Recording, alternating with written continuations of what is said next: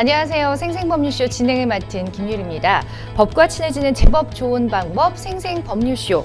오늘도 크고 작은 법률 문제로 어려움을 겪고 있는 여러분들을 위한 법률 문제, 법률 상담 물론이고요. 또 세상을 들썩이게 하는 이슈들을 법적으로 풀어보는 시사 토크까지 준비가 되어 있습니다. 법률과 관련해서 궁금한 내용 있으신 분들은 언제든지 02-557-8295번이나 저희 법률방송 홈페이지 내 법률 상담 통해서 그리고 이메일 통해서도 저희가 상담 접수 받고 있으니까 많은 참여 바랍니다. 각 분야의 전문 변호사가 무료로 성심성의껏 상담 도와드릴게요. 네, 그리고 지금 이 방송은 유튜브 통해서도 실시간으로 방송되고 있습니다. 많은 시청 부탁드리고 유튜브 통한 소통 창구도 열어두겠습니다. 네, 그럼 오늘 함께 하실 변호사님 소개해 드릴게요. 법무법인 청신의 권윤주 변호사 자리하셨습니다. 안녕하세요. 안녕하세요. 법무법인 청신의 권윤주 변호사입니다. 네, 오랜만에 뵙습니다. 네. 잘 지내셨나요? 네, 잘 지냈습니다. 예. 자, 오늘도 억울하고 답답한 분들에게 정말 오랜만에 나오신 만큼 속 시원한 또 상담 해주시기를 기대해 보도록 하겠습니다. 네, 그러면 오늘 접수된 상담부터 미리 살펴보도록 할게요. 집주인의 손해배상 청구.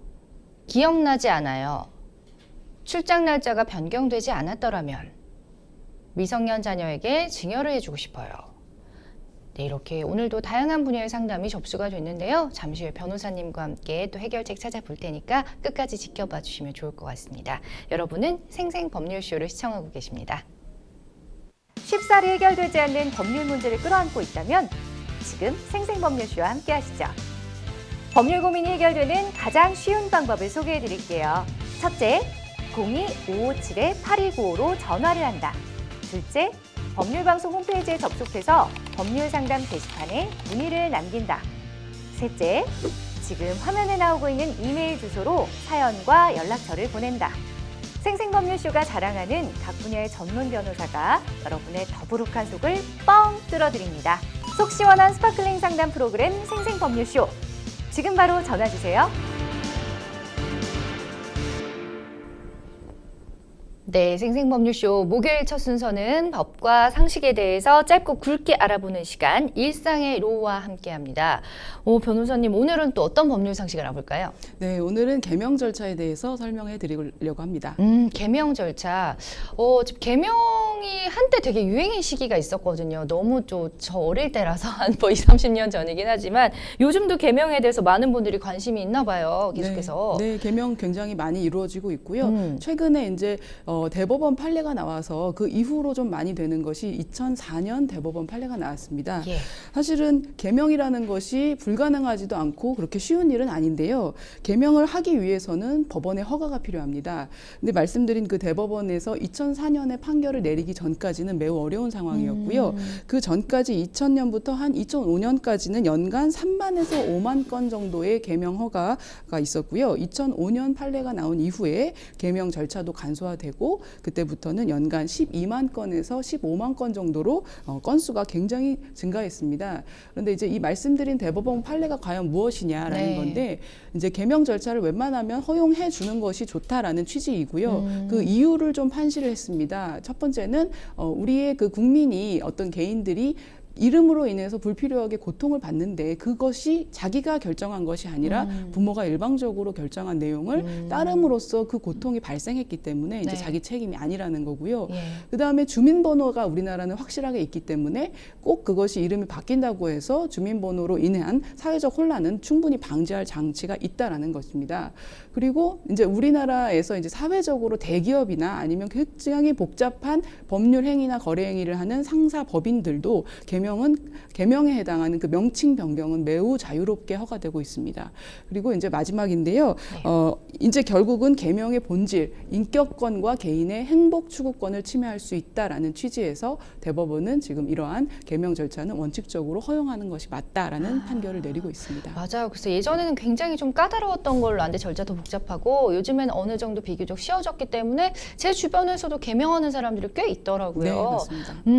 그 어릴 때 이게 좀 까다로웠을 때는 하도 이제 친구들이 놀리니까 이제 자기가 어떻게 할 수 없다가 나중에 크면은 나는 꼭 이름을 바꿔야지 이런 분들도 많았던 것 같은데 실제로 이렇게 독특하고 튀는 이름 때문에 단지 내 이름이 단순히 마음에 안 들어서가 아니라 너무 놀림을 많이 받아서 개명을 하는 경우도 있다고 해요. 네, 맞습니다. 예. 사실은 어떤 부모가 이런 이름을 지어줬을까 저도 참 이걸 보면서 의구심이 들 맞아요, 정도였는데요. 저도.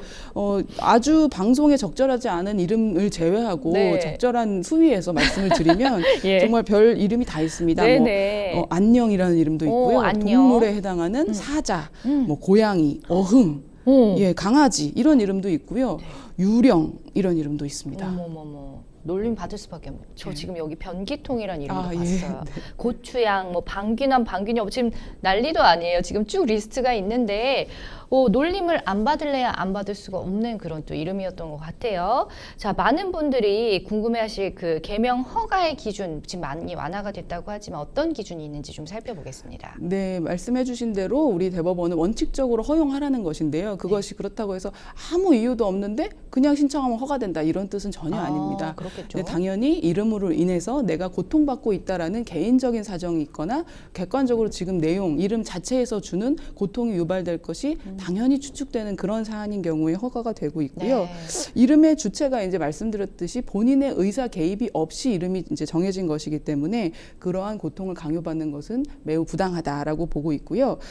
이제 개명을 허가할 만한 어떠한 상당한 이유가 인정되는 뭐 예컨대 그러한 이름으로 어떤 학교 폭력의 피해를 오래 당했다던가 하는 개인적인 사유도 충분히 될 수가 있습니다. 네. 그리고 이제 범죄를 근데 이제 안 되는 경우가 있는데요. 범죄를 은폐하기 위한 목적이나 어떤 부정한 굉장히 법령을 피해 나가려는 그러한 목적이 개입되어 있다면 그것은 허용되지 않을 수 있습니다. 그렇군요. 일단 뭐 지금 허용되지 않는 경우 살짝 언급을 해주셨는데 좀 더 좀 디테일하게 알아보겠습니다. 네, 예. 이제 중요하게 보는 부분은요. 범죄 전과자가 이제 그 범죄의 불이익을 회피하기 위한 목적이 있냐라는 걸 하나 보고요. 네. 그 다음에 신용 불량자의 경우에도 채무를 면탈하는 그런 목적이 있다라면 개명이 허가되지가 않습니다.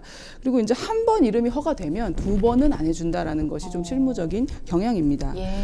그리고 이제 요거는 재밌는 사례인데요. 국적에 혼란을 줄 수 있는 이름, 그러니까 우리나라 대한민국 국민이라면 보통 가지지 않는 이름인 경우에 불허된 사례가 있었는데요. 축구 선수 질라탄, 예, 질라탄의 뒤에 이름이 이브라히모비치라고 예, 합니다. 예, 그런데 예. 이 선수의 팬인 20대 남성이 자기 이름을 이브라히모비치로 바꾸는 걸 신청했다가 법원에서 기각이 되고 불허가 됐다고 합니다. 예. 그래서 이렇게 아시다시피 개인의 정체성을 중요하게 설정하고 있는 이 이름에 대해서 함부로 개명을 허가하지는 않으니까요. 그리고 한 번 개명이 허가된 이름에 대해서는 다시 한번 회복하기가 매우 어렵다는 점을 고려해 주시고 또 잘 아시겠지만 이름이 바뀌면 통장, 신분증, 뭐 모든 카드까지 다 바꾸게 되기 때문에 네. 굉장히 조심해서 하셔야 되겠습니다. 그렇죠. 단지 내가 동경하는 사람의 이름을 따고 싶어서 아니면 내 이름이 마음에 들어서 이런 것들은 이제 법원에서 다 칼같이 네. 네, 제한을 두네요. 알겠습니다. 개명 불허 판결에 대한 또 예시가 있다면 좀 예를 들으면 더 이해하기가 쉬울 것 같아요. 네, 조금 사안이 여러 가지가 있어서 설명을 좀 드리겠습니다. 첫 번째 사안은요, 이름에 사용된 글자가 조금 평상시에 사용하지 않는 한자라는 겁니다. 한자가. 그래서 이제 그 한자를 컴퓨터에 입력을 할 때 그 입력이 잘못될 오류가 너무 많이 난다. 그럴 가능성이 너무 크다라고 할 수가 있어서 문서 작성에 어려움이 있다라는 그런 사례도 있었고요. 네. 또 이제 그것 플러스 성별이 좀 착각될 수 있다라는 그래서 일상생활에 좀 불편함이 있다. 이 사람 남성이냐 여성이냐 이런 부분도 이제 조금 과거의 판례 중에는 불허된 사례가 있었고요. 그다음에 이제 미성년자인 부모 자기가 미성년자일 때 부모가 개명을 한번 한 겁니다. 네. 신청을. 그런데 말씀드렸다시피 두 번 회복은 안 되는 상황임에도 네. 예외적으로 허가가 됐는데요. 네. 이름이 사실 소리, 음으로는 똑같이 개명이 된 겁니다. 한자의 그 구성만 한자만 바뀐. 바뀌었구나. 그런데 또 그 한자도 재미있게도 구성이 바뀌었는데 거의 의미는 비슷했다고 합니다. 왜 굳이 그럼? 그러니까요. 네. 왜 그런 일을 했는지는 모르겠는데요. 예. 이 상담자 미성년자가 나중에 성년이 됐을 때에 두 번이 이제 이루어지는 허가 신청이 인용이 된 사례가 있었습니다. 그리고 개인 파산하고 면책에 대한 아까 채무 이제 신용불량자인 분들이 채무 네. 면책을 위해서 아니면 어떤 채무 면탈을 위한 개명은 안 된다고 네. 말씀드렸는데 개인 개명 신청인이 파산과 면책을 한 경우에 허가된 경우가 있습니다. 왜냐하면 뭐냐면은 전부 면책을 잘 받아서 법상으로 복권 조치까지 완료되는 것이 그 네. 법의 취지이기 때문에 일단 그 법에 따라 절차를 잘 이행한 사람이고요. 그래서 신분적인 모든 제한은 해당 법률로 이미 잘 완료가 되어 있고 또 말씀드렸듯이 주민번호를 통해서 그 사람의 동일성은 충분히 판단될 수 있는 자료가 있고요. 그리고 이제 다른 어떤 파산이나 면책 신고를 스스로 그 허가 신청을 할 때 밝혔고 그걸 통해서 새로운 삶을 살려는 것이어서 이미 복권까지 끝난 사안이었다는 이유로 이때는 허가가 잘 됐습니다. 예.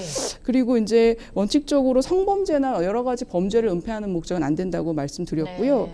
결국은 법원이 이 개명 허가를 할지 말지에 대한 부분은 사회적인 이익인 부분하고 그다음에 그 개인이 갖고 있는 이익을 비교 형량하는데 네. 말씀드렸다시피 사회적인 이익보다는 개인의 이익이 클 수밖에 없습니다. 그래서 그런 점을 상당히 크게 보고 있고요. 그 부분에 대해서 아까 같이 뭐 범죄 목적이 없다면 원칙적으로 허가가 되고 있습니다. 그러니까 얘기를 쭉 들어보면은 굉장히 융통성 있게 그리고 나름의 그 기준이 있는 것 같아요. 그런데 누가 봐도 이제 상식적이지 않은 경우에 보통 이제 허가가 안 되는 것 같고 상식선에서 어느 정도는 이제 융통성 있게 좀 허가를 해주는 그런 분위기인 것 같습니다.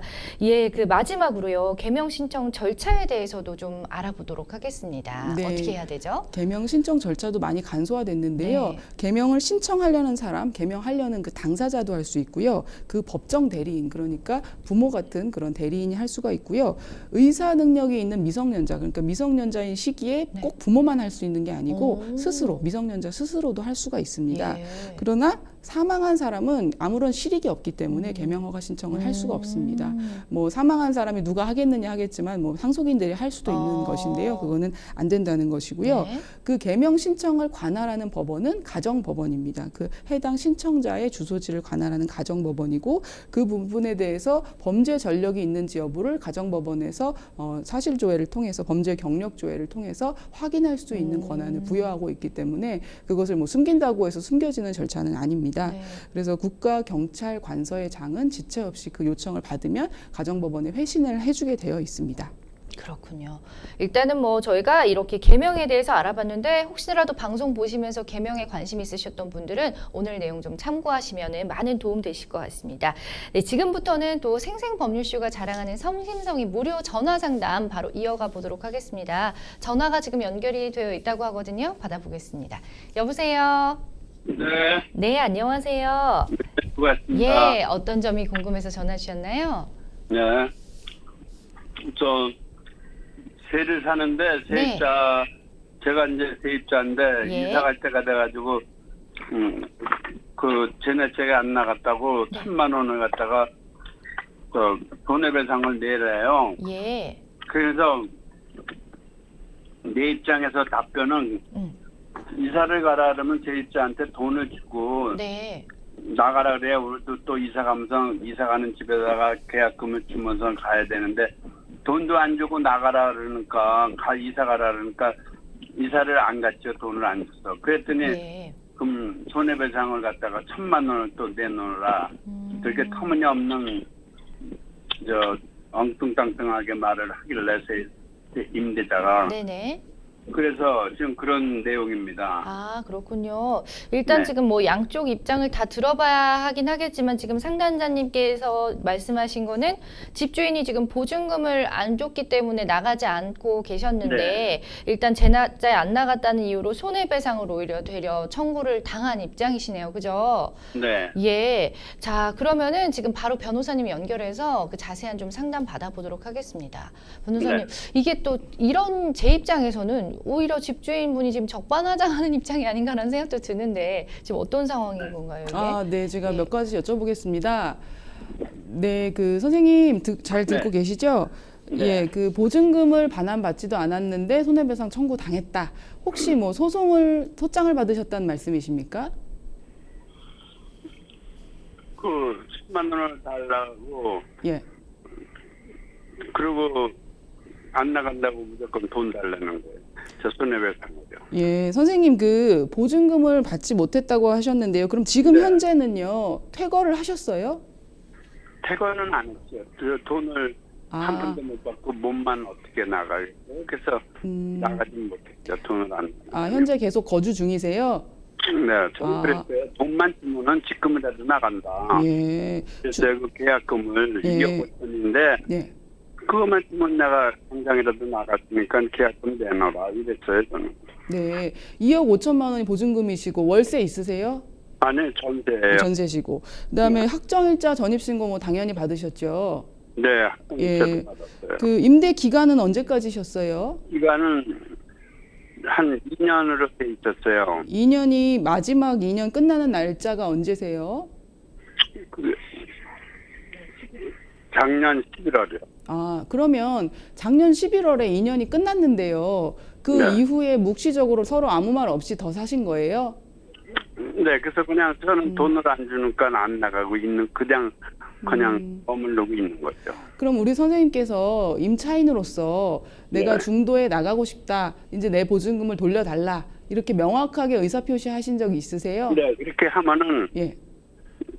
제 날짜에 안 나갔으니까 1,000만 원을 못 주겠다. 음. 깎겠다. 이렇게 나와요. 그러면요, 이제 2011년이면 꽤 옛날인데요. 임대인이 작년 11월 만기 때 더 이상 갱신 서로 안 하기로 하고요. 그때 네. 11월에 나가달라 그런 요청을 한 적은 있으세요? 그거는 예, 이렇게 됐어요. 자기 예. 이사 온다는 사람이 그 집주인의 동생이 온대요. 네. 그렇다고 동생하고 주고받고 하면서 나한테 1,000만 원 손해배상을 내놓으라 그러니까 내가 그때 나도 길에서 만나가지고 그랬어요. 나 이사 못 갑니다. 지금 제 날짜에 못 가니까 그렇게 아치라고. 그래서 이제 날짜가 이제 이사가 날짜가는 왔는데 돈이라도 보증금을 다 빼주면은 어떻든 갈 텐데 돈을 한 푼도 안 주고 말로만 나가라 그러고 그러니까 결국은 결론적으로 못 가게 된 거죠. 예, 그러면 우리 선생님이 이사 나갈 준비를 하셨는데 그 날에 돈을 못 받으셨다는 얘기잖아요. 네. 그 날이 언제세요? 그 11월 원래 만기 날이었어요? 원래 나가시려고 하셨던 네. 날짜가 언제쯤이셨어요? 작년 5월 달이에요. 11월이랑 5월이랑 간격이 좀 있는데요. 네. 그러면은 11월이 일단 지났으니까 현재 시점에서 선생님이 지금 기간이 묵시적으로 갱신됐다라고 판단될 수도 있고 지금 약간 사실관계 들어보니까요 조금 애매한 부분이 있는 것 같습니다. 그러니까 네. 11월에 원래 같으면 제대로 나는 나가겠다 갱신 거절 통보하시면요. 그 다음에는 임대인이 돈을 주는 게 맞고요. 우리 선생님이 그 돈을 받으실 때까지 안 나가시는 거는 정당합니다. 근데 문제는 지금 말씀은 약간 임대인 쪽에서 새로운 임차인을 드리겠다 안 드리겠다도 좀 애매하고 우리 선생님도 나가시겠다 안 나가시겠다 좀 애매한 상태 같고요. 그래서 어찌어찌 만약에 요거를 안 좋게 보고 우리 선생님한테 불리하게 요거 그냥 묵시적 갱신이다라고 보고 말씀을 드리면 그냥 서로 의사 표시 없이 일단 2년이 연장됐어도요. 우리 선생님이 지금이라도 언제든지 기간을 중도해서 내가 나가고 싶다, 이제 종료하고 싶다라는 의사 표시를 하시면 상대방 임대인이 그걸 받은 날로부터 3개월 지나면 종료되는 게 맞거든요. 그런데 선생님께서 정확하게 내가 나가겠다는 의사 표시를 하신 건지 안 하신 건지도 조금 애매해 보입니다. 만기 날짜가 예. 다가오고 좀 지나가고 그런 사이에 또 그 얘기를 했어요. 예. 난 지금이라도 계약금만 빼주면 나가있으니까 예. 돈만 줘라. 돈만 주면 나가겠다. 이렇게 얘기한 적은 있어요. 아, 좋습니다. 그러면 상담자님이 얘기하신 게 적법한 통보라고 치고요. 우리 선생님 얘기를 듣고 임대인은 뭐라고 하나요? 임대인은 돈을 그러면 2월달에 예. 5월달에 갑자기 동생이 들어온다고 그렇게 얘기를 하니까 예. 저는 나갈 준비도 돈도 안 받고 나갈 준비도 안 돼 있는 상태에서 제가 몸만 나갈 수가 없으니까 그냥 예. 그대로 앉아 있었던 거죠. 네. 그러니까 저는 그러니까 벌금 손해배상 10만 원을 내놓으라. 이렇게 일박도 이렇게 얘기를 하는 거예요. 지 동생하고 주고받고 공모해가지고.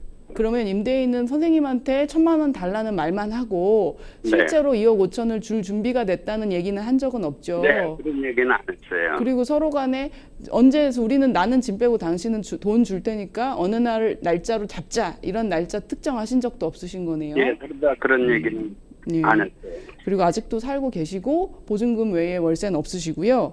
네, 다만 나는 날짜가 되니까 나가려면 나갈 테니까 돈만은 계약금을 내놓으라 이거죠. 저는. 네. 근데 그걸 안 주니까 음. 찌부찌 돼버린 거예요. 그 날짜가. 네. 선생님, 제가 볼 때는 지금이라도 일단요, 명시적으로 나는 그냥 몇 날 며칠에 나가겠습니다라고 그 계약 해지 통보를 명확하게, 그러니까 돈을 주면 나가겠다도 잘못되신 표현은 아니지만요, 명확하게 나는 몇 날 며칠에 나가겠다. 이제 이 내용 증명으로서 요거를 임대인이 받은 날, 이거는 계약은 해지 통보니까 그로부터 3개월 뒤에 무조건 해지되는 거다.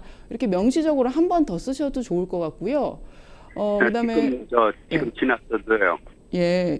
지났더라도요. 네, 지났더라도 상관없습니다. 지금 묵시적 갱신에 해당할 가능성이 높아 보여서 지금이라도 하셔도 3개월 이후부터는 해지 통보의 효력이 발생할 가능성이 높아 보이고요. 네. 이제 그 다음으로 우리 선생님께서 이제 임대 목적물을 그러면은 언제부터 내가 비워줘야 되고, 아까 잠깐 말씀하신 것 중에 보증금이 계약금 일부라도 들어와야 내가 다른 데 가서도 계약하지 않냐, 이런 말씀을 하셨어요. 근데 지금 상대방이 1,000만 원 요구하는 걸 보면은 서로 간의 관계는 되게 안 좋아 보이세요. 지금 어떤 히스토리가 있는지 다 알 수는 없지만. 그래서 원래 같으면요, 임대 보증금 반환하고 건물을 인도하는, 반환하는 거 하고요, 퇴거하시는 건 동시이행이라서 우리 선생님 말씀대로 통상적인 그런 계약금 쪽 2,500만 원 예컨대 그런 정도의 금액을 먼저 받으시는 건 사실 원칙적으로 그런 법률은 없습니다. 그런데 이제 우리가 실제로 거래 관계에서, 그리고 현재 주택임대차 보호법의 현실 속에서 임대인들이 보통 먼저 계약금 쪽으로 좀 주기도 하는 경우가 많이 있습니다. 근데 그거는 임차인의 어떤 권리라서 주는 건 아니고요, 임대인이 편의상 주는 겁니다. 일부 줘야 말씀대로 딴 데 가서 계약을 좀 하는데 유리하시잖아요. 그래야 자기도 그 집을 빼서 신규 임차인 드릴 수 있고, 그래서 서로 좀 이익이 있는 면이 있어서 임대인이 해주는 것이지, 그것이 선생님의 권리는 아니기 때문에 뭐 계약금 쪽으로 얼마를 받아야 내가 나간다, 이거는 조금 올바른 말씀은 아니시고요. 그래서 다만 이제 서로 관계가 좋다면 지금이라도 그 얘기를 해서 협의한 날짜에 미리 계약금 먼저 받은 상태로 계약할 이사갈 집 정해놓고 그때 서로 남는 금액하고 퇴거 절차 이렇게 정상적으로 하시면 아무 문제가 없는 상황인데요. 어찌됐든 서로 대화가 안 되시고 막 싸우자는 지금 분위기잖아요. 그러니까 할 수 없이 내용증명을 보내서 나는 이제 퇴거를 하고 싶다. 언제까지 이 내용증명 받으면은 나한테 3개월 후부터 난 나갈 테니까 보증금을 줘라. 이렇게 날짜를 좀 못 박으시고요. 네, 그렇게 하신 다음에 제가 그 임대차 관계에 대한 법률 설명을 조금 드리겠습니다. 네. 이제 임대인과 임차인 관계는 잘 아시겠지만 민법의 임대차 관계가 적용이 되고요. 주택임대차보호법의 특별법이기 때문에 민법보다 그 법이 더 우선 적용이 됩니다. 그리고 임대인의 의무는 이 목적물을 임차인한테 줘서 잘 사용할 수 있게 그렇게 해주는 게 의무고요. 임대인은 자기가 사용하는 동안 잘 쓰고 혹시 목적물에 어떤 문제가 생겨서 빨리 수리해야 된다든가 이 목적물의 어떤 제3자가 갑자기 이상한 권리 행사를 주장한다든가 할 때 임대인한테 지체 없이 통보할 의무가 있고, 그 외에는 별다른 이제 서로 보증금 잘 내셨고 월세 잘 내셨으면은 잘 사용하다가 이제 마지막 계약 기간이 종료되거나 아니면 누구의 사유든 간에 계약이 해지됐을 때 그러면 종료가 되잖아요. 그때의 문제가 남는 이제 법률 쟁점인데요. 말씀드린 대로 임대 보증금 전액하고 일부가 아니고요. 전액하고 우리 선생님의 전체 퇴거하고는 동시 이행 관계입니다. 근데 이제 동시 이행이라는 거는 법률 용어고요. 무슨 뜻이냐면 어느 누구도 그 의무를 1,000만 원 달래는 거 이상으로 우리도 손해를 봤어요. 아, 그러니까요. 그 똥물이 떨어져 가지고요, 집에. 똥물이요? 그 우승에서 똥물이 돼가지고 골이 아파가지고 우리 딸이 학교를 강사라 나가야 되는데 학교를 출근을 여러 번 빼먹었어요. 골이 아파가지고요. 잠을 못 자가지고 똥내가 나가. 예, 그거는 원래 같으면요. 그 부분이 이제 주요 부분의 구조 부분이냐 뭐 이런 것도 있지만 어쨌든 임대인이 좀 투리해줘야 될 부분이 맞습니다. 그래서 임대인하고 그다음에 제일 근원적인 책임이 그 위층에 있냐 아니면 뭐 그 공용 부분에 있냐 이런 조금 애매한 쟁점, 복잡한 쟁점은 있지만 어쨌든 그거는 임대인, 임차인 사이에선 임대인이 해줘야 되는 부분인데요. 그것을 지금 그것도 안 해주고 있고 선생님도 손해가 크시고 근데 이제 임대인은 말도 안 되는 1,000만 원을 요청한다 이런 얘기시잖아요. 네, 일방적으로. 예. 그러려면 상대방이 임대인이 선생님한테 1,000만 원을 요구하려면 선생님이 짐을 안 뺐는데 자기가 2억 5천을 전부 다 준 경우여야 합니다. 적어도. 그리고 2억 5천을 다 주지 않았어도 동시 이행 관계를 무너뜨리는데 이행의 제공이라는 개념이 있습니다. 뭐냐면 2억 5천을 선생님이 퇴거도 안 했는데 사실 줄 수는 없잖아요, 임대인이. 그래서 그거를 법원에 뭐 공탁을 한다든가 아니면 어디다가 적절하게 예치해 놓고 내가 언제든 당신에게 줄 준비가 되어 있다라고 통보를 한다든가 그 이행 제공의 수준은 제가 막 단칼에 일률적으로 뭐다라고 말씀드릴 수는 없지만 적절한 상황에 맞춰서 2억 5천을 언제나 줄 수 있는 내가 스탠바이 돼 있다. 이것을 통보하고 실제로도 그 관계와 그 상태가 준비 상태가 계속 유지가 돼야 그 다음에 선생님을 상대로 뭐 손해배상을 청구하든 어떠한 부분을 선생님 책임으로 물 수가 있는 것인데 상대방이 그런 적 전혀 없다고 하셨지 않습니까? 예, 그러니까 선생님이 1,000만 원을 상대방 임대인한테 줘야 될 가능성은 없을 가능성이 매우 높고요. 오히려 만약에 선생님이 상대방한테 2억 5천에 대한 지연손해금을 물고 싶다, 요청하고 싶다라고 한다면 선생님께서 먼저 짐을 좀 빼신 다음에 혹은 짐을 안 빼더라도 나는 몇 날 며칠에 이사갈 준비가 완전히 돼 있다라는 점을 짐도 일부는 뺐어요. 짐을 빼셨어요. 네, 그러니까요. 여기 내가 새로 집을 얻은 집이 있어요. 예. 내를 사는 집이 또 그걸로 그러세요? 옮겨놨어요. 그럼 우리 선생님 짐이 많지 않으니까 사실 돈만 주면 나머지 짐 빼는 거는 별로 큰 일은 아니겠네요. 네, 큰일은 아니에요. 그거는 건 어려울 게 없어요. 그러면은 내용 증명을 보내실 때에 그런 부분 현재 그 집안 물건이 많이 빠져 있는 상태라는 사진도 좀 찍으시고 내가 당신이 이제 돈만 주면 언제든 뺄 상태가 놓여 있다. 라는 것까지 같이 표현을 하셔서 이제 나는 돈을 못 받아서 그런 거지 지금 늘 이 짐을 빼고 퇴거할 준비가 항상 되어 있다라는 이행 제공에 준하는 이행 제공 행위를 좀 하시면 오히려 상대방한테 돈을 청구하고 지연 손해분까지 청구할 가능성이 좀 더 높아집니다. 그리고 선생님이 만약에 지금 집이 두 채라고 하셔서 말씀을 드리는데 임차인으로서 이제 주택임대차보호법의 대항력이 강력한데요. 이제 다른 집으로 이사를 혹시 할 수 없이 나가야 되는 어떤 부득이한 사정이 있다고 하면요. 그때는 주택임대차 그 보호법상 임차권 등기 명령 제도가 있습니다. 그래서 등기 명령이라는 걸 신청하시면요, 그것이 등기부에 기입이 돼서 신규 세입자들이 들어올 때 이제 그런 부분을 보고 이제 임대인이 돈을 안 주고 있는 집이구나 이런 것들을 알 수 있게 되고 선생님은 이사를 가더라도 그 부분에 대해서 대항력이 유지가 되는 상황입니다. 예, 선생님 잘 듣고 계세요? 그래서 만약에 이사 나가신다고 하면 임차권 등기 명령까지 신청하시는 것이 좋겠고요. 전입신고를 뺀다고 하신다면요. 그리고 말씀드린 대로 선생님한테 1,000만 원을 오히려 물어줄 의무 그런 거는 발생하지 않을 가능성이 높으니까요. 해지 통보를 좀 명료하게 한 번 더 해보시고 우리가 오히려 짐을 뺄 준비가 언제든 되어 있다라는 이행 제공에 대한 내용 증명 내용을 포함해서 한번 상대방한테 보내보시고 그 다음에 법적으로 절차를 밟아 나가시는 것이 좋을 것 같습니다. 예. 변호사님, 네. 지금 제가 재판할 거 있으면 변호사님한테 상담을 해도 되죠? 네. 거기 변호사님 전화번호 좀 하나 알려주세요. 예, 방송이 끝나고 나면은 이제 궁금한 점 있으시면 저희 또 따로 연락을 드리도록 할 테니까요. 제가 재판할 거가 또 있어서 그래요.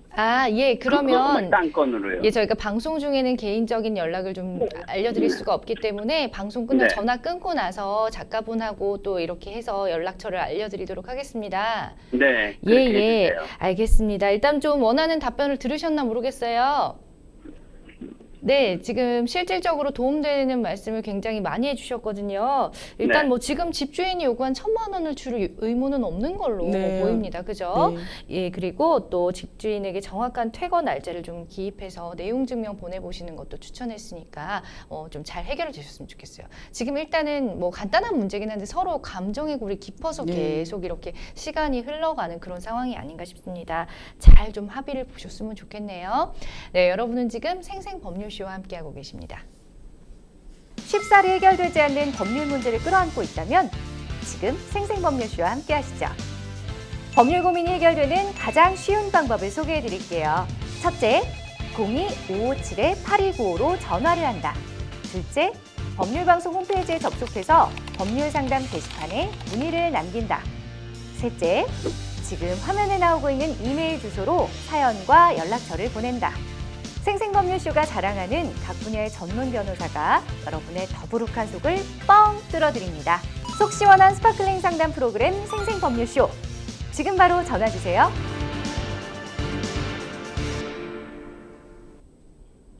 네, 이번에는 법률방송 이메일을 통해서 들어온 여러분의 내용 또 상담 도와드리도록 하겠습니다. 저는 지방 출장이 잦아 지방의 한 모텔에서 투숙하게 됐는데요. 저녁 시간이 되어 동료들과 술자리를 갖게 됐습니다.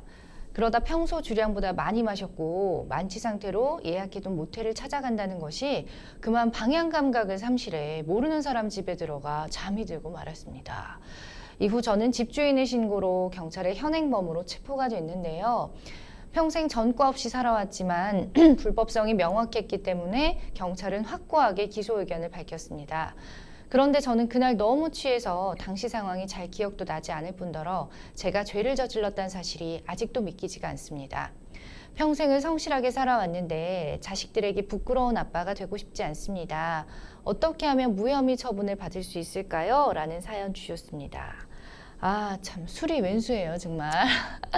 네, 어쨌든 만취 상태로 하필이면 또 남의 집에 또 들어가서 잠이 든 건데 이 어떤 제목으로 기소가 된 걸까요, 이분은? 네, 상담자님 내용으로만 보면 주거 침입죄로 기소될 가능성이 매우 높아 보입니다. 네. 주거 침입죄라는 거는 형법 319조에서 정하는데요. 사람의 주거, 관리하는 건조물, 그다음에 선박이나 항공기 또는 점유하는 방실에 침입한 자에 대해서 처벌하고 있고 3년 이하의 징역, 그다음에 500만 원 이하의 벌금에 처합니다.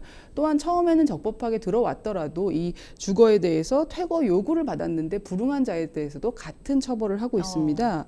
예, 그래서 주거 침입죄는 이러한 그 주거의 사실상의 평온을 보호 법익으로 하는 범죄인데요. 이 사안에서는 다행히 주거 침입 문제까지만 아직 있었던 것 같은데요. 이 사안이 만약에 피해 여성이 혼자 사는 집이었다 네. 이러면 성범죄로 의심받을 수도 있습니다. 그렇죠. 너무 그래서 놀라시겠죠. 예, 그럼요. 그래서 실제로 그런 오해를 받아서 거기까지 기소되는 사례도 있는데요. 피해자 여성이 혼자 살고 있는 집이었다면 남의 가정에 침입해서 강간을 미수하려다 그쳤다라고 이제 그런 식으로 형법이 아니라 성폭력에 관한 특별법이 적용될 경우에는 굉장히 강한 처벌을 받게 되고 피해자가 처벌을 원하지 않는다 하더라도 기소에 이를 수 있습니다. 그렇군요. 일단은 지금 주거 침입죄 뭐가 성립되려면 어떤 요건들이 충족이 돼야 되는지 유무죄를 판단함에 있어서 또 기준이 있을 것 같아요. 네, 주거 침입죄의 요건은요. 일단 객체가 아까 말씀드린 주거와 같은 것이어야 되고요. 그다음에 그 대상이 그렇고 주거권자의 의사에 반해서 들어가는 침입 행위, 객관적인 행위가 있어야 되는데 주거권자의 의사에 반해서 들어간다는 그 사람의 행위자의 인식, 고의도 있어야 됩니다. 세 네. 가지가 다 필요한데요.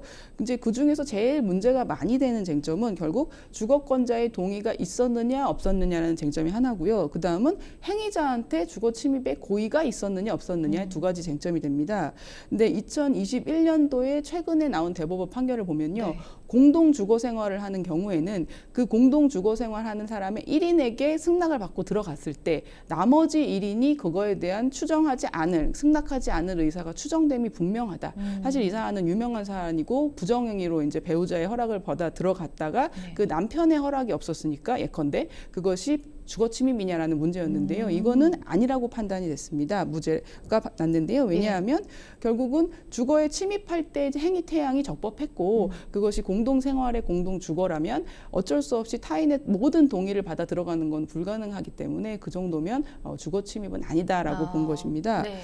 그리고 우리 지금 상담자님 사안처럼 고의가 있었냐 없었느냐라는 건 술 취해서 잘못 들어간 건데요. 굉장히 주거 구조가 동일한 아파트 구조인 경우에 정말로 착각할 수 있습니다. 착각할 수 있습니다. 층이 다르거나 네네. 엘리베이터에서 잘못 내리거나 네. 했는데 들어갔을 때도 문을 열고 들어갔는데 내 집하고 너무 비슷하다. 이런 부분에서 무죄가 난 사안도 있었습니다. 그렇군요. 그런데 이제 우리 상담자님 이렇게 사연을 쭉 봤을 때는 어떤 주장을 펼쳐야 좀 무혐의 처분 받을 수 있을지 또 가능성은 무혐의 처분을 받을 가능성은 얼마나 될지 좀 궁금해하실 것 같습니다. 네, 이제 주거 침입에 고의가 있었느냐, 그러니까 다른 사람 동의 없이 그 집에 들어갈 의사가 있었느냐에 대한 부분인데요. 그렇다고 해서 지금 이 상담자님이 나는 만취했고 나 잘못이 없으니까 의도한 게 아니니까 나는 무죄 받는 거야라고 당연한 거야, 혹은 불기소 될 거야 이렇게 생각하시면 안 되는데요. 네. 어찌 어찌됐든 다른 사람 집안에 침입하는 객관적인 침입 행위가 있었습니다.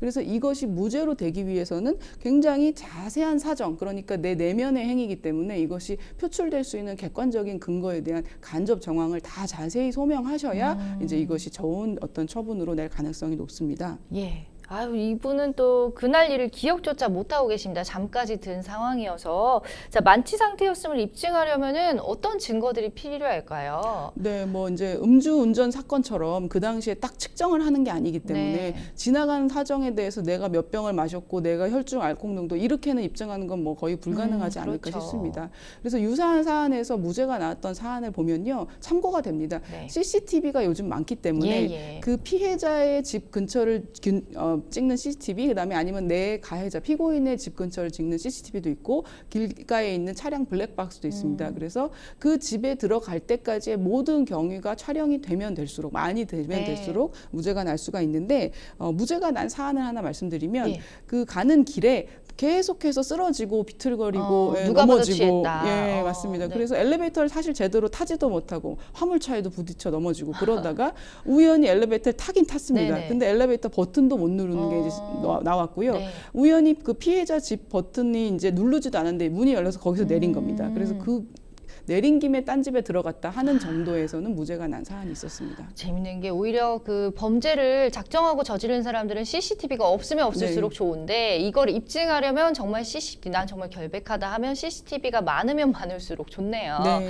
네, 그 만취했다는 증거를 만약에 확보를 하지 못해서 입증을 못하게 되면은 고의가 아니었다 하더라도 무조건 처벌을 받게 되는 건지요. 네, 뭐 고의에 대한 입증은 결국은 말씀드린 대로 내면의 마음에 대한 문제이기 때문에 그것을 얼마나 정말 누가 봐도 뭐 판사 아니라 수사관 아니라 제3자의 우리나라 일반 국민 상식적인 수준에서 누가 봐도 이 사람은 의도하지 않았다는 수준으로 설득이 돼야 됩니다. 그래서 그게 만취냐 아니냐의 기준보다는요, 설득이 정말 되느냐, 전체적인 그런 종합적인 판단이 필요할 것 같습니다. 그렇군요. 자, 반성문이나 탄원서 등을 제출하면 판결에 어느 정도 효력이 있을까요? 이 부분이? 네, 뭐 무죄를 주장하지만 그거와 별개로 말씀드린 어떤 침해 행위가 있는 건 사실이잖아요. 그렇죠. 그래서 충분히 그 피해자한테 사과를 하시고 서로 합의를 해서 나는 처벌을 원하지 않는다, 이런 처벌 불원서도 나오고 본인이 반성문도 쓰시고 정말 잘못했다라는 그 피해자의 어떤 그런 합의서까지 첨부되면 당연히 좋습니다. 그렇군요.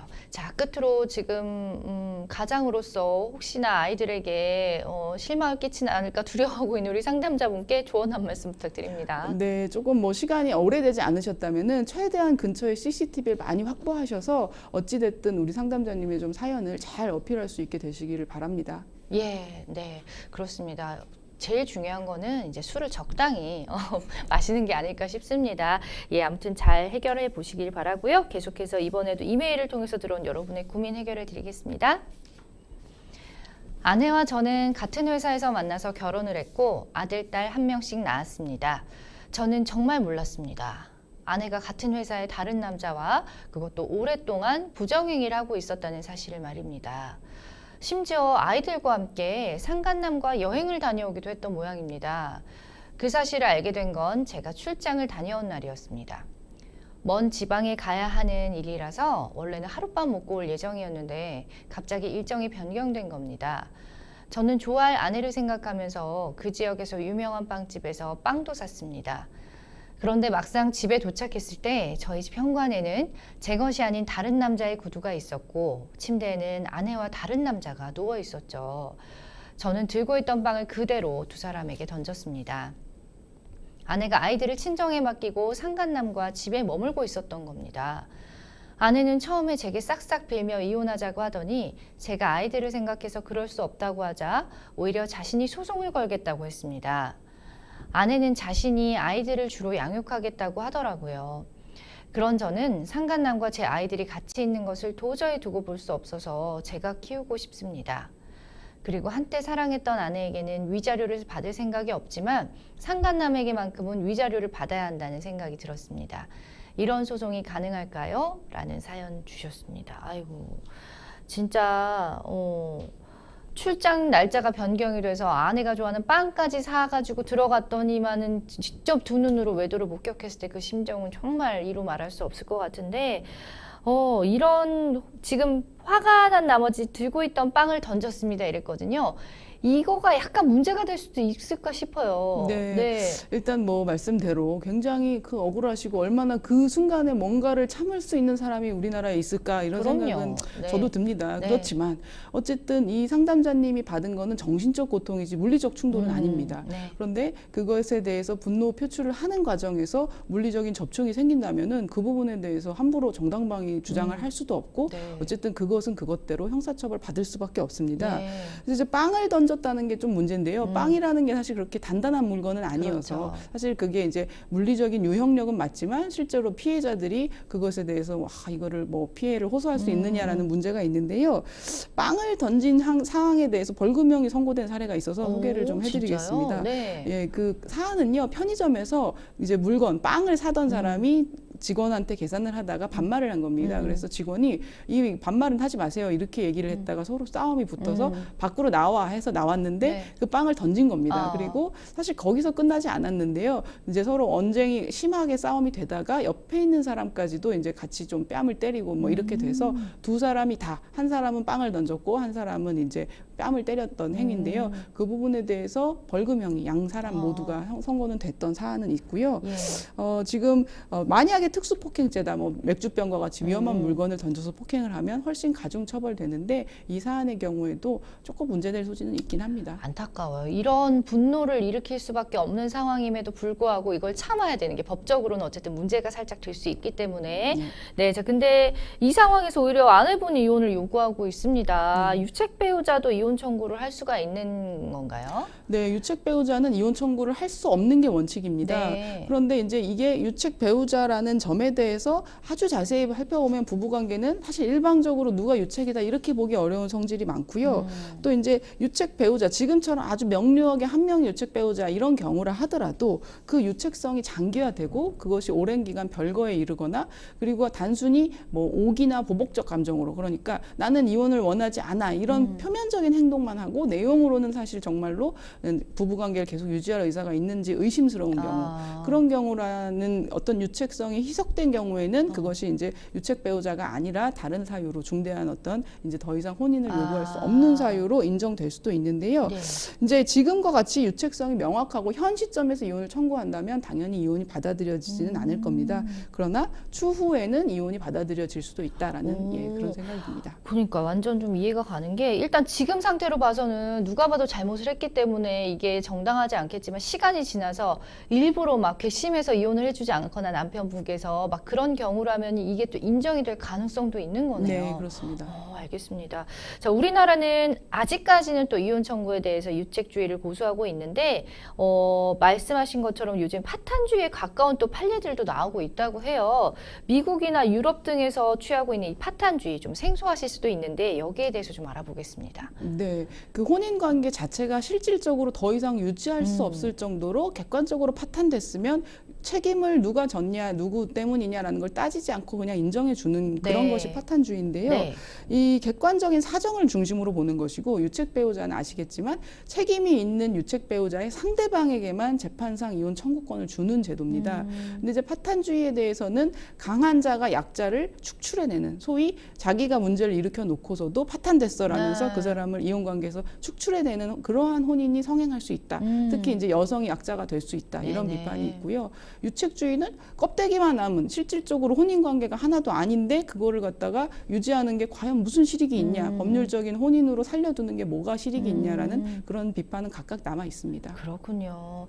자, 유책 배우자가 아내니까 이혼을 만약에 하게 되면은 상담자께서 아이들을 양육할 수 있지 않을까 이런 또 사연을 보면은 그런 생각이 드는데 이 부분은 어떻게 보시나요, 변호사님 입장에서? 네, 유책 배우자와 양육권은 사실 완전 별개의 문제입니다. 네. 다만 유책성이 뭐 가정 폭력이라든가 그 자체로 도덕성이나 어떤 뭐 형사 범죄의 처벌에 대해서 아이를 키우는데 부적합한 유책성이라면 그건 문제가 됩니다. 그런데 유책성이 부부간의 문제에 국한된 것이면 그것이 양육권과 연동되지는 않는다는 예. 거고요. 주로 자녀하고의 친밀도, 애정 관계, 나이, 그다음에 경제적인 능력, 도덕성, 인격성 이런 걸 다 봐서 종합적으로 판단하게 됩니다. 그렇군요. 자녀들이 많이 어리다면 이제 스스로 의사를 밝히는 게 아무래도 쉽지 않겠죠. 양육자를 지정을 함에 있어서 아이들 의사는 대부분 이제 몇 살 때부터 반영이 되는 건지요? 네, 이제 어리다 보니까 아기들은 어차피 의사 표현이 안 되는 나이가 네. 있고요. 조금 커도 그것이 이제 좀 아이의 진정한 의사가 아닐 수가 있어서 그렇죠. 보통 실무적으로는 13세 이상부터 이제 그 의사를 반영해주고 있습니다. 그렇군요. 유책 배우자는 그 재산 분할을 못 받는다 이렇게 알고 계시는 분들도 많은데 실제로도 그런가요?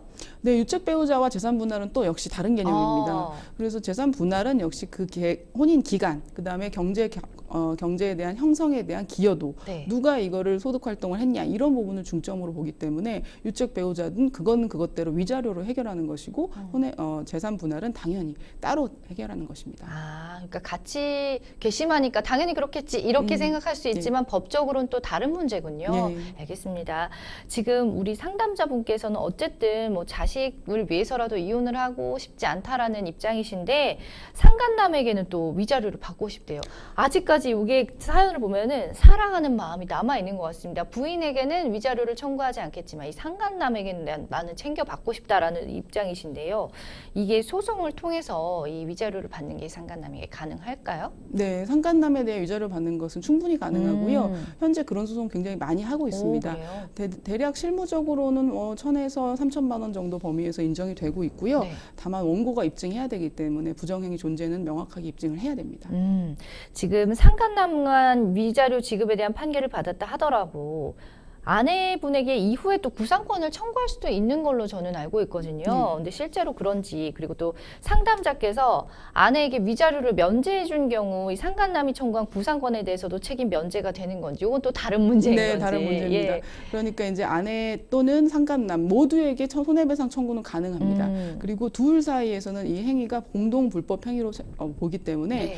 두 사람 모두 총액을 다 전액을 이 피해자인 이 상담자에게 배상할 의무가 있습니다. 그런데 두 사람 사이의 내부 문제가 구상권의 문제가 됩니다. 네. 이거에 대해서 근데 이제 면제를 해준 경우, 우리가 와이프에 대해서 또는 내 배우자에 대해서 면제를 해주면 결국 한 명이 불법 행위자만 남게 되는데요.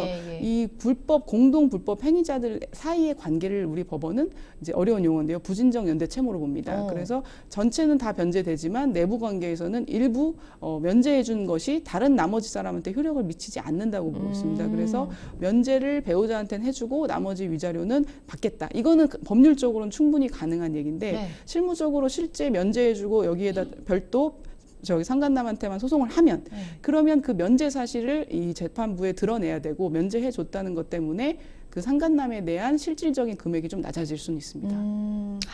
이렇게 해서 이제 또 위자료를 받는다고 해도 마음이 상처가 치유가 될지는 모르겠습니다. 지금 굉장히 지금 상심이 큰 상황이실 것 같은데 우리 상담자분께 또 조언 한 말씀 부탁드릴게요. 네, 이제 상간남, 상간녀에 대한 소송은 상당히 정말 많이 보편적으로 이루어지고 있고요.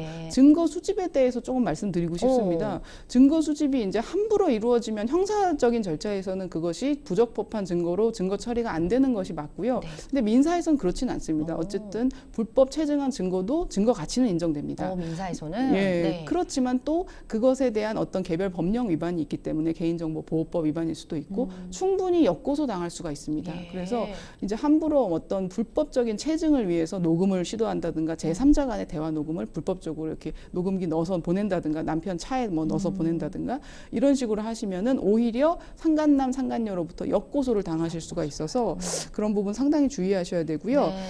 보통의 이제 어떤 증거를 내나 보면요, 이제 당연히 카카오톡 대화 같은 게 시작인 것 같습니다. 이제 그거를 오픈해서 배우자가 좀 이상하다는 느낌이 들어서 이제 잠깐 봤을 때 거기에서 이제 체증을 하시는 분들도 있고, 이제 그걸 갖다가 내 핸드폰으로 촬영을 해서 증거를 남기시는 분들도 있고요. 그다음에 이제 우연히 내가 그 배우자가 해외로 출장 간다고 해서 알았는데 그 출장 간 내역하고 이제 카톡을 맞춰 보니까 상간녀, 상간남이 같이 출장을 가고 같이 출국했다. 그러면 소송에서는 출입국 기록 사실조회가 됩니다. 그래서 내 배우자와 상대방이 같은 날짜에 같은 시간에 같은 국가로 해외여행을 갔다라는 부분도 충분히 입증할 수 있고요.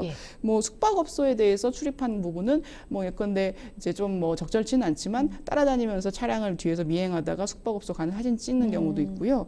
그리고 이제 뭐 녹음 자료, 차량 안에 있는 녹음 자료도 많이 제출하고 있습니다. 그래서 증거가 충분해야만 그 금액에 대해서 크게 인정받을 수가 있고 있고 예. 그 횟수라든가 빈도, 기간, 그리고 그것의 심각성, 그리고 상대방이 과연 이 부분에 대해서 내 배우자가 부정행위하는 걸 상간남, 상간녀도 알았느냐, 이 부분까지 다 입증은 돼야 됩니다. 그렇군요. 이렇게 증거 수집까지 쭉 얘기를 들어봤는데 이런 주제로 얘기를 딱 하면서 보통 이제 이혼 소송하면은 이성을 찾기가 너무 어렵잖아요. 근데 권 변호사님과 함께하면 굉장히 좀 든든하겠다 이런 감사합니다. 생각을 했습니다. 되게 냉철하게 또 잘 얘기를 해주셨어요. 자, 이렇게 해서 저희 생생법률쇼 많은 분들의 상담 전화가 걸려오고 있다고 하는데 도움 필요하신 분들은 혼자 망설이지 마시고 언제든지 저희와 함께 해주시면 되겠습니다. 지금 아래 자막 나가고 있죠? 전화, 홈페이지, 이메일로 다 여러 방법으로 또 저희가 상담 접수 받고 있고요. 최고의 또 전문 변호사들께서 무료로 성심성의껏 상담 도와드릴 테니까 여러분의 많은 참여 바랍니다. 오늘은 권윤주 변호사님과 함께했습니다. 고맙습니다. 네, 생생법률쇼 오늘 순서는 여기까지입니다. 여러분 시청해 주셔서 고맙습니다.